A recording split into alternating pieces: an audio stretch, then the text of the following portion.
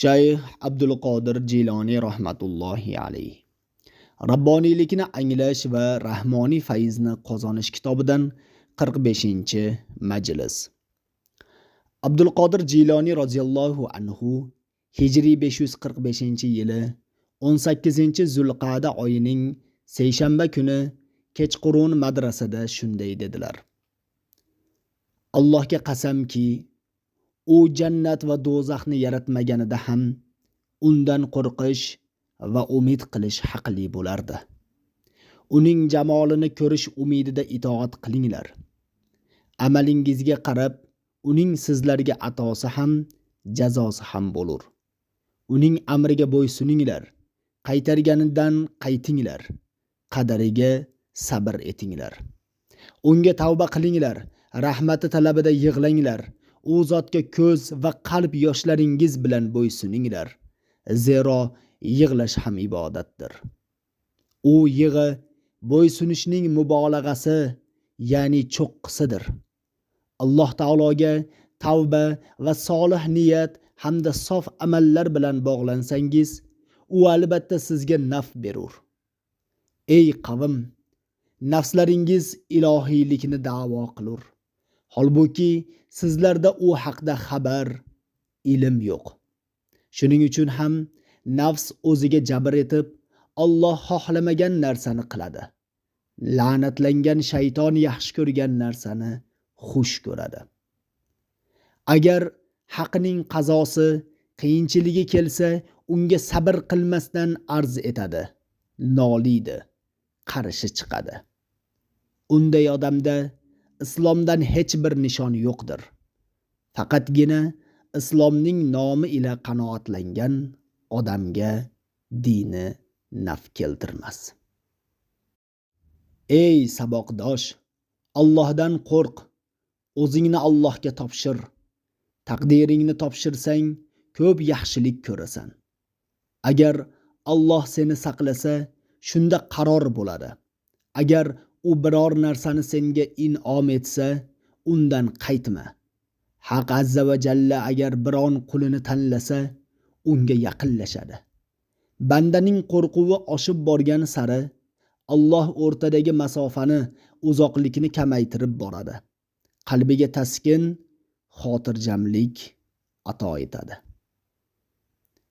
Voy bechora johil! Haq azza va jalladan arz shikoyat qilasanmi?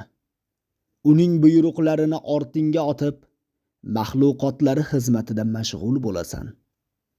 Undan gina qilishga asosing qani? Ey qavm, Haq azza va jalla xizmatida mashg'ul bo'lingiz. Shunda qalblaringiz unga yaqinlashadi.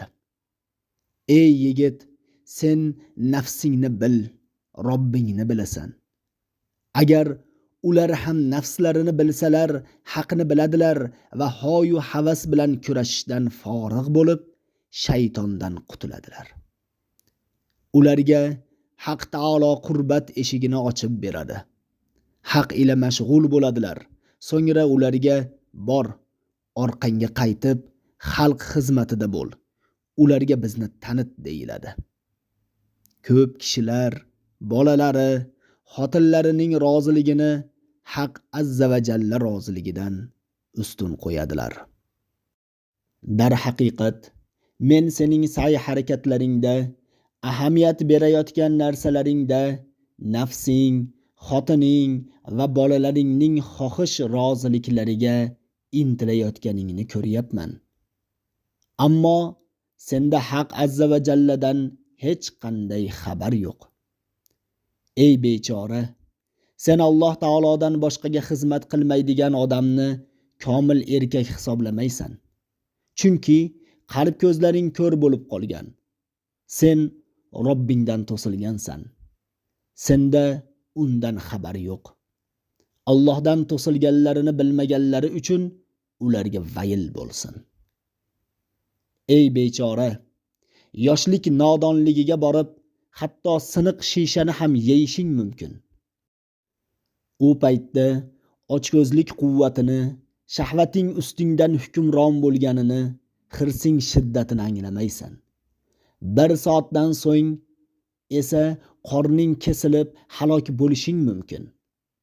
Sening barcha sinovlaring, hojang Haq azza va jalla qo'lida, ammo sening ixtiyoring boshqada. Agar xalqni shu ishlardan xabardor qilganingda ularning nafratiga yo'liqib, Xoliqing roziligiga erishgan bo'lar eding. Nabiy sallallohu alayhi va sallam shunday deganlar: Sen nafratlanasan, yaxshi ko'rasan va nafratlanasan.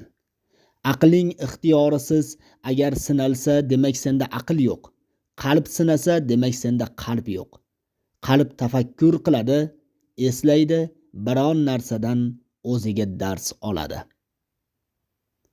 Alloh taolo shunday deydi: Albatta, bunda uyg'oq qalb egasi bo'lgan yoki o'zi hozir bo'lib quloq tutgan kishi uchun eslatma bordir. Qof surasi 37-oyat. Odam alayhissalomning ham boshqa payg'ambarlarning ham shahvati bo'lgan. Shunga qaramasdan ular nafslariga xilof turib, Parvardigori azza va jallaning roziligini so'raganlar. Odam alayhissalom bir marta shahvati amriga bo'ysundi, bir martagina nafsiga aldandi. O'shanda u jannatda edi. So'ng tavba qildi, lekin jannatga qaytarilmadi. Uning shahvati hamdlangan edi. U Alloh azza va jalladan ajralmaslikni talab qilgan. Payg'ambarlar ham o'z nafslariga qattiq turganlar, toki farishtalarga ergashgunlaricha va nafslariga qarshi jihad qilgunlaricha. Anbiyo, rasul va avliyolar sabr qilganlar. Sizlar ham ularga sabr qilishda ergashingiz. Ey yigit, dushmaningga zarba berish uchun sabr qil. Yaqinda sen urasan va uni o'ldirasan. Uning belidan mahkam tutib yerga urib, chilparchin qilasan. Uning hukmronligidan ozod bo'lasan. Faqat unga qarshi kurashayotganingda birontasiga aziyat berib qo'yishdan ehtiyot bo'l. Niyatingni har bir insonga solih qil. Faqat seni yomonlikka boshlaguvchiga bo'ysunma. Senga kim aziyat yetkazsa, uning aziyati sen uchun ibodat hisoblanadi. Oqil, solih va siddiq zotlar sur chalinganda, qiyomatda nafslaridan himoyalangan, dunyolarini qaytargan holda turadilar. Sirot ko'prigidan siddiqliklari bilan o'tadilar. Qalblariga qarshi chiqib, jannat eshigi ostida to'xtaydilar va biz yolg'iz o'zimiz yeb ichmaymiz deydilar. So'ng dunyoga qaytadilar. Odamlarni Haq azza va jallaning toatiga da'vat qiladilar, u yerdagi joy haqida xabar beradilar, ularning ishlarini yengillashtiradilar.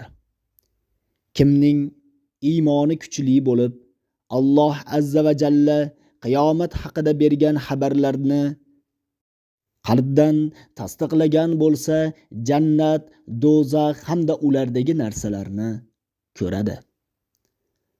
Allohim barcha hollarimizda bizni o'z qudrating ila rizqlantirgil. Ey Robbimiz, bizga bu dunyoda ham yaxshilik ato etgin, oxiratda ham yaxshilik ato etgin va bizni do'zax azobidan asragin. Baqara surasi 201-oyat. Shuning bilan 45-majlis nihoyasiga yetdi.